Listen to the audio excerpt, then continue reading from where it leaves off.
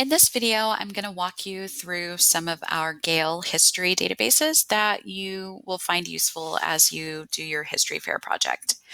Okay, so we are on the History Fair Research Resources tab in the library website. Remember, if you are working on this and you're not on campus, you will need to have the library passwords in order to get access. So you do that by clicking this link, HCHS library passwords. Just make sure that you're signed into your student Google account. Okay, so we're going to start with the Gale U.S. History and Context. Okay, and this is the home page. If you scroll down, you'll notice that it's broken down into different categories. If you scroll down, depending on what your topic is, will determine, what section you go into. If you already know the general subject that you want to research for your project, you can just go ahead and type that up here in the search bar. If you're not sure, go ahead and scroll. If you expand these, so it gives you just a few of the topics under each category, but you can click the view all to expand the view. For example, if I click under events, decades, and cultural trends, okay, it opens up a whole list of topics that fall under that category. Okay, the neat thing about Gale U.S. History and Context is there is actually a section called National History Day topic. If you click here, it'll expand that. Now, you do not have to choose something on this list. This is these are just a few topics that you could use. And if you're scanning through this and something jumps out at you, you find it interesting, you have some sort of connection, then this is a good starting point. Remember that you're going to be spending a lot of time researching and reading about this topic. So you want to pick a topic that you're interested in. So let's say I'm looking at this list and I want to research something about the Korean War. So I'm going to click this topic. Now, the Korean War, that is a very broad topic. And you will have to eventually narrow down your topic because the scope of the Korean War is just too large. But if you're not really sure what aspect of the Korean War you want to do your research on, a good starting point is to read as much as you can. And then as you're reading, you may find something that you learn that you want to know more about or that you have questions about, and that will help you narrow your scope. But it's okay to, in the beginning, kind of read about something that's more broad. You will eventually narrow it down as you do more reading. Okay, so no matter what topic you click on, this is what the layout will look like. There will be at the very top of the page a topic overview. Okay, and this is just the first paragraph of this topic overview. If I click here, it would expand the article. And this section on this page is like a table of contents. It lets you know what this database has as far as resources on this particular topic. So there's a featured content article that's actually can be found right here. There are 45 reference articles, 25 biographies, and then so on and so forth. So all of these, it gives you the number of that particular type of resource. Primary sources, that's going to be something that's important when you're working on your assignment, your History Fair project. You will need primary sources, and they can be the more difficult sources to find. This one has 14, which is good. That's a lot to work with. Okay, so if you scroll down, it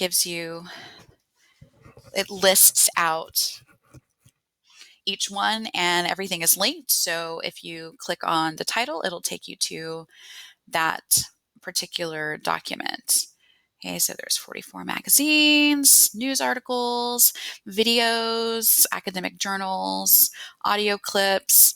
It even gives you suggested websites for more information, and images if you're going to need images, depending on what which type of project you're doing, what category you're going to be doing. I'm going to go ahead and click on the primary resources. I'm sorry, primary sources. And on the side, it will tell you that what type of primary source it is. So we have speeches, government documents, a memoir, editorial. Okay, so that gives you an idea of what it is. Okay, I'm going to open this radio broadcast from April 11th, 1951. And let's say I'm going to use this as one of my sources. A couple of the cool features that Gale offers is that one, there's the citation tool. If you click here, it will give you the MLA 8 citation. You could copy and paste that into a document and keep tabs of your sources that way. Or if you have an EasyBib account, you can export it directly to that, and it will keep track of all of your sources that you use for this project on one file, so you don't have to worry about copy and pasting. If you don't have an EasyBib account, I do recommend creating one. You can create one through your school Gmail account. Okay, let's see, let's close that. Oh, and also just remember that you do need to have the MLA 8 citation. That is the format that you will use for your citations. Okay, so another tool that is pretty helpful is the download tool. Okay, you can save this resource, this radio broadcast, or any of the other images or articles directly to your Google Drive by clicking the download button. Okay, when you click that, you'll get this message that says that it has been saved in your drive. Click OK. Then, if you go to your drive,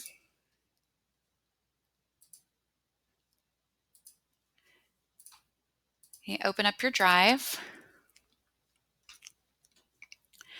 Okay, there will be a folder titled the name of the database. We were, remember, in U.S. History and Context. Okay, and if I open up that, okay, I have that file that I was just looking at.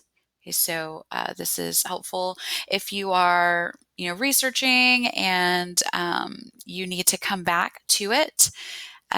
Instead of having to remember the title or where exactly you were, you can just save it and it's automatically in your drive, and you can refer back to it as needed.